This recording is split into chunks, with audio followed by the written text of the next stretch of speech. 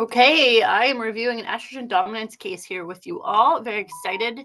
Estrogen dominance can be quite a tricky area to get clear on your own case. And so I'm going to be pulling in the way that we really differentiate what type of estrogen dominance you have and ultimately how to support that, which is test, not guess, right?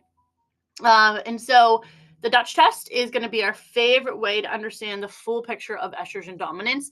And I'm going to show you why here in just a moment, pulling up a real Dutch test from one of our clients, Janae. So Janae, I'm also going to tell you a little bit more about her in a moment, but I just want to start here with this test. So what we see when we're looking at a Dutch test is this very first page. This is a very clear picture of estrogen dominance, and all I need to see are these two boxes right here. The first one is estrogen, the second is progesterone. These levels here, these graphics work like a gas gauge. If we are on this left star, we're low. If we're at this high right star, if we're at this right star, we're high. And so you can pretty clearly see here that her estrogen is high. All right. So this is collected in the luteal phase. So this is luteal phase presentation of estrogen and progesterone, as well as everything else on this test. And in your luteal phase, progesterone should be the shining star. Notice she's got great progesterone. This is not a problem of ovulation. This is not a problem of producing enough progesterone. If she got this done in serum testing, she'd probably be great. And they would say, well, we don't know what's wrong. Well, that's exactly what happened with Janae. 2 years trying to conceive and no positive ever. She never received a positive pregnancy test ever. And when we saw this, we said, well, we know exactly what to do. You have estrogen dominance, and we got to address your estrogen.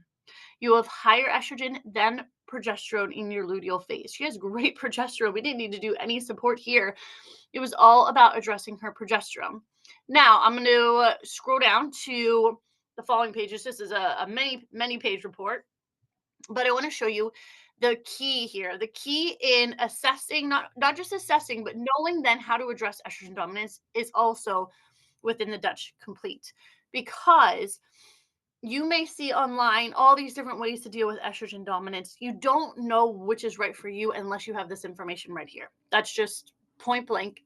You do not know what supplements to take if you don't have this information. So this page shows us the 3 different types of estrogen everyone makes right here in these styles, how much she's making. Notice she's pushing high pretty much in all of them. And then most importantly, how her body is getting rid of them. So these pathways show us what we need to do. DIM. DIM is a very popular estrogen supplement in the fertility space. She is not a proper candidate for DIM. I do not give her DIM. I did not give her DIM because she doesn't need it based on what I see here. She needs to support her phase 2 and 3 pathways more importantly than her first. And I know that's that's the magic of a Dutch test, because I can look at this and see exactly where she needs to go, exactly what supplements she should take and should not take. So that is one situation of estrogen dominance that we see on a Dutch Complete. And now I want to show you another, because again, as you're learning in this course, there's different variations of estrogen dominance, and this is why oftentimes it's just brushed off and not even considered an issue in a standard fertility approach. This is another presentation. Now, this woman has been trying to conceive for over 2.5 years, and we just got this Dutch cycle mapping. Now, there's 2 versions of the Dutch test that we have in our lab shop. One is just the Dutch Complete, which you saw, which isn't all. I mean, I think it's a 9-10 page report, and then the Dutch cycle mapping. They are both combined in the Dutch cycle mapping plus that is on our lab shop. In the Dutch cycle mapping plus, you also get this page. And these are collections that you take throughout one whole cycle. So every single dot here, as you're seeing me kind of outline, on both the top purple lines, which are estrogen, and the bottom pink lines, which are progesterone, are collections. You wake up, you pee on a piece of paper. Really powerful, because clearly you're getting a whole month long, hence the name cycle mapping. Now, we found with Brittany's results that this is a completely different presentation of estrogen dominance. So for her, She has quite, I would say, pretty normal ranges of estrogen. Maybe a little bit of tailoring that we can do. But overall, these are pretty good. I don't want to reduce these. This isn't a case of estrogen dominance where there's too much estrogen. This is another case of too much estrogen in relation to progesterone. Because if you see here in her luteal phase, she has, again, good estrogen production, but her progesterone is really struggling, really, really struggling. This is not enough to get and stay pregnant. Yet, if she were to go and get a blood test 7 days post ovulation, they would say that she is fine. Not the case. I just want to point out to you what we see here. Dutch, again, what I love is that they're going to show us pretty clearly what we need to work on.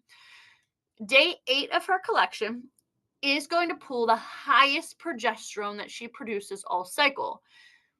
That is 455 nanograms per milligrams of beta pregnanediol.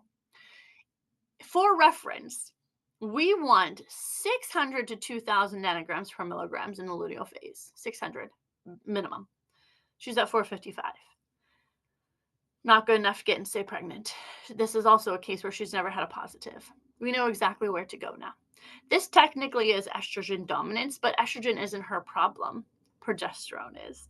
And so you can see here, and again, I mean, even if I were, again, another variation of estrogen dominance is even if you have, say, for example, this new line I'm going to draw is her actual estrogen results.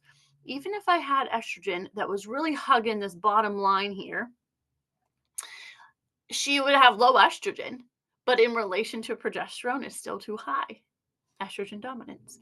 So that is why Test Don't Guess. Hopefully this course gave you a lot of tools already to differentiate, figure out, hey, is estrogen dominance even a part of my picture? And then potentially take the next steps to understand what type and how to support it like you saw in these cases. Down below, I am going to share a little bit about ordering labs or a lab shop if that's something that honors you.